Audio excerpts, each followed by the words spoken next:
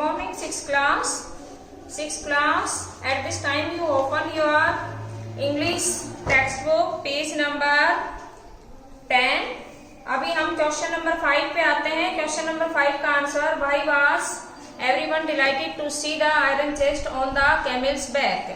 कहता है कि कैमिल के पीठ के ऊपर आयरन चेस्ट को देखकर प्रत्येक व्यक्ति प्रसन्न क्यों हो जाता है. सबसे पहले हम इसे क्वेश्चन में से लेंगे. देखिए, एवरीवन को टिक का मार्क कीजिए आप. एवरीवन वाज डिलाइटेड, यहाँ पे हेल्पिंग वर्ब आ जाएगी क्वेश्चन में. एवरीवन के जस्ट बाद में everyone was delighted to see the iron chest on the camel's back. इसके बाद इसी पेज के ऊपर आप ऊपर से फिफ्थ लाइन देखिए. फिफ्थ लाइन में लास्ट लेटर है दिस. लास्ट लेटर क्या है? दिस. इसका आंसर है, यहाँ पे आप बिकॉज का यूज करेंगे. Everyone was delighted to see the iron chest on the camel's back, ये क्वेश्चन में से है. इसके बाद यहाँ बिकॉज लिखें आप, BECAUSE, बिकॉज. फिर लिखें this blanket is my oldest friend. यह ब्लैंकेट, यह कंबल मेरा पुराना मित्र है. इस पैराग्राफ में देखिए थर्ड लाइन में, it will still protect me, यह मुझे आज भी सुरक्षित रखता है, मेरी सुरक्षा करता है. इफ एट एनी टाइम, हर समय. Your majesty should wish to take away my new clothes, कहते हैं मेरे महाराज, इसलिए मैं इसे हमेशा अपने पास में रखना चाहता हूं. न्यू क्लॉक्स तक इसका आंसर है क्वेश्चन नंबर 5 का. क्वेश्चन नंबर 6 पे आइए. What did the iron chest contain? इसमें आपको लिखना है, मैं आपको स्पेक आउट कर रही हूं, and you have noted the iron chest. Question में से द आयरन चेस्ट कंटेन की जगह ईडी लग जाएगा, इसके साथ में कंटेन हो जाएगा second form. The iron chest contain an old blanket. Iron chest में क्या रखता था वो? अपना पुराना ब्लैंकेट रखता था, कंबल रखता था. नेक्स्ट है, why did the shepherd always carry it? Shepherd हमेशा उसे अपने साथ क्यों रखता था? द शेफर्ड ऑलवेज, कैरी की जगह कैरिड हो जाएगा, CARRIED, कैरिड इट. फिर because it will still protect me any time. Noted कीजिए, इट विल प्रोटेक्ट. मैं ब्लैक बोर्ड पर नोटेड कर देती हूँ. ये 6 का सेकंड है.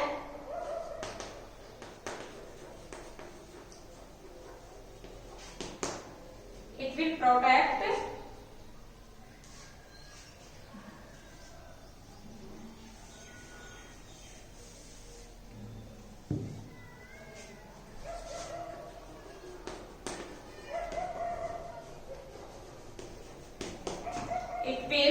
still protect me any time. ये हर समय मुझे सुरक्षित रखता है, मेरी सुरक्षा करता है, इसलिए मैं इसे अपने साथ रखता हूं. थर्ड देखिए, इसमें is it an example of the shepherd's humility और विजडम और बोथ? क्या यह शेफर्ड की गवाले की मानवता और उसकी बुद्धिमत्ता का उदाहरण है, या दोनों का? यस. इसका आंसर क्या होगा? Yes it is, as it is रहेगा. यस के बाद में कोमा लगाना है, फिर क्वेश्चन यूं की जो की तो as it is, yes comma, is it an example of the shepherd's humility और विजडम और both, full stop. Question number 7, how did the king reward the new governor? राजा ने नए राज्यपाल को क्या पुरस्कार दिया था? इसका आंसर देखिए, सबसे लास्ट लाइन है इस पैराग्राफ की, इसी पेज के ऊपर. The king rewarded the new governor. Reward की जगह क्या हो जाएगा? रिवार्डेड, ईडी और लग जाएगा इसके साथ, सेकंड फॉर्म आ जाएगी, डिड हट जाएगा. The king rewarded the new governor. The king made him the governor of a much bigger district that very day. सबसे लास्ट लाइन जो है ये क्वेश्चन नंबर 7 का आंसर है. And at this time our lesson 3 have been completed and we are going to start lesson number 4, the old clock shop, एक पुरानी घड़ी की दुकान। इसमें देखिए ओल्ड क्लॉक शॉप के अंदर आप वर्ड मीनिंग भी नोटेट करते हुए चलेंगे साथ में। मैं इसे रीड आउट कर रही हूं। इट इज क्रिसमस ईव, यह क्रिसमस का त्योहार है। And closing time for shop, और दुकान बंद करने का समय हो गया है। Ray's old clock shop is still open, Ray's की पुरानी घड़ी की दुकान अभी भी खुली हुई है। रेज नाम है। 2 shoppers call at this late hour, 2 दुकानदार ऐसे हैं जो कि देर कई घंटों तक बुलाते ही रहते हैं लोगों को और दुकान खोलते हैं। Christmas eve had arrived, Christmas का त्योहार आ चुका है।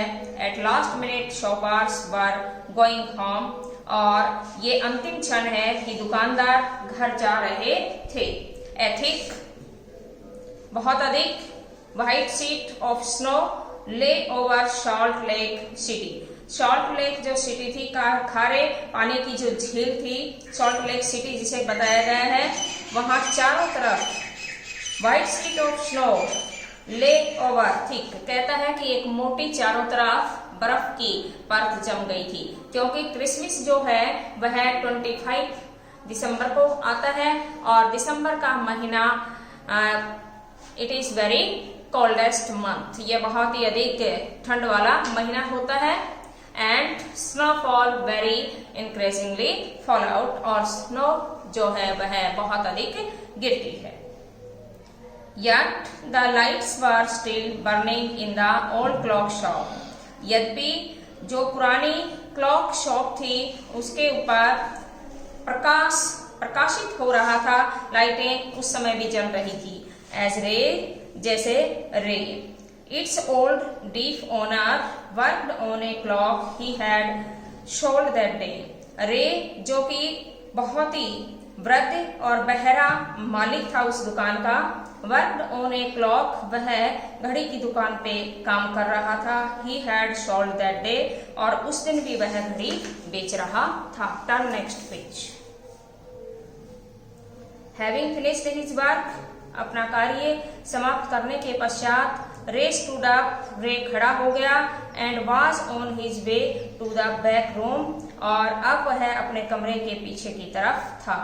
When a cold rush of air from the front door, जब उसने देखा कि कोल्ड रश, ठंडी हवा उसके सामने के दरवाजे से हिट कर रही थी, और hit the back of his neck, और पीछे से उसकी जो गर्दन थी उसे ठंडी हवा स्पर्श कर रही थी। He turned to meet a last minute shopper, वह अंतिम क्षण शॉपर की तरफ मुड़ा और उससे मिला। But his old wise eyes told him, लेकिन उसकी वृद्ध बुद्धिमान आंखें उसे बताती हैं दैट कि this was not a shopper, वह एक शॉपर नहीं था। ही सा 2 मैन, उसने 2 व्यक्तियों को देखा। वन इन हिज 20s, उनमें से एक 20 वर्ष का, and the other closer to 50, और दूसरा 50 के लगभग था। The younger man remained at the door, युवा व्यक्ति जो था वह अपने दरवाजे पर उसी प्रकार से खड़ा रहता है। The older man approached the counter with no shine of friendliness in his eyes, और जो वृद्ध व्यक्ति है वह उस काउंटर के पास में पहुंचता है और उसकी आंखों से किसी प्रकार के मित्रता के कोई चिन्ह नजर नहीं आ रहे थे। Ray was able to hide his growing fear, Ray अपने उस भय को, जो कि उसके अंदर भय उमड़ रहा था, उसे छुपाने की कोशिश कर रहा था। As he slowly pushed a notepad, और फिर उसने धीरे सी एक नोटपैड को पुश किया, धकेला, and A pencil across the counter, और उस नोटपैड को पुश करके ना वह क्या करता है, एक पेंसिल अपने काउंटर से बाहर निकालता है। क्या निकाली है उसने? पेंसिल काउंटर से बाहर निकाली है। He smiled at the unfriendly face. अब है मित्रता पूर्वक व्यवहार से मुस्कुराता है। Then pointed to his ears. इसके पश्चात उसके कानों की तरफ वह इशारा करता है। And shook his head from side to side. और एक तरफ से दूसरी तरफ अपना सिर हिलाता है। A quick look of surprise changed the man's face. आप कहते हैं कि उसका आश्चर्यजनक देखने का जो तरीका था वह तुरंत उस व्यक्ति के चेहरे की तरफ बदल जाता है। As he studied the notepad, जैसा कि वह उस नोटपैड के अंदर अध्ययन कर रहा था, यानी कि उसमें कुछ पढ़ रहा था। Then turned, इसके पश्चात वह मुड़ा and said something to his friend, और अपने मित्र से कुछ कहा। Ray used the chance to look closely at the man. रे ने अवसर का प्रयोग करते हुए to look closely at the man, उस व्यक्ति को पास से देखा। Paying attention to the shape of a gun, आप कहता है कि उसकी बंदूक की जो शेप थी उसकी तरफ उसने ध्यान दिया। And a restless hand in the man's right coat pocket, और रेस्टलेस विश्राम पूर्वक उसने अपने हाथ उस व्यक्ति के राइट कोट पॉकेट में, उस व्यक्ति के राइट तरफ दाईं तरफ कोट की पॉकेट के अंदर हाथ डाले। Anger boiled with in him, इसके साथ ही वह गुस्से से एकदम आग बबूला हो गया। But it was kept down by an inner voice, लेकिन उसी समय उसे ऐसा महसूस हुआ कि उसके अंदर से एक वॉइस निकलती, आवाज निकलती है। दैट सेड, और उसने कहा बी स्टिल, कि ठहरो यहीं। He wrote on the notepad, उसने नोटपैड पर कुछ लिखा। May I help you? मैं आपकी सहायता कर सकता हूँ। For the first time, पहली बार the older man looked directly at Ray and smiled.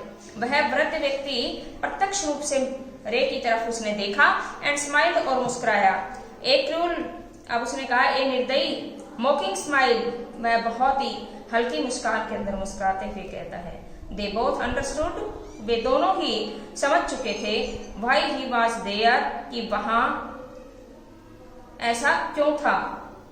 Why his friend remained at the door, उसका मित्र दरवाजे पे क्यों ठहरा था। They looked like men, वह एक व्यक्ति की तरह से दिखाई दे रहा था। Who were down on their luck, जो कि उसके भाग्य में था। कहते हैं कि who were down on their luck, वह उसके भाग्य के अंदर झांक के देख रहा था कि इसके भाग्य में, इसके लक में क्या है। And were now ready to try something, अब वह कुछ करने के लिए तैयार हो रहा था। They would later be sorry about, अब वे इसके बारे में कुछ माफी भी चाह रहे थे। Reynolds, अब इसमें नीचे फिर 3 लाइन्स दी गई हैं। इससे पहले कि इन लाइंस को पढ़ें, हमें ये समझना जरूरी है कि इस पैराग्राफ के अंदर क्या दिया गया है। So students, next part explain next day. You noted your home assignment.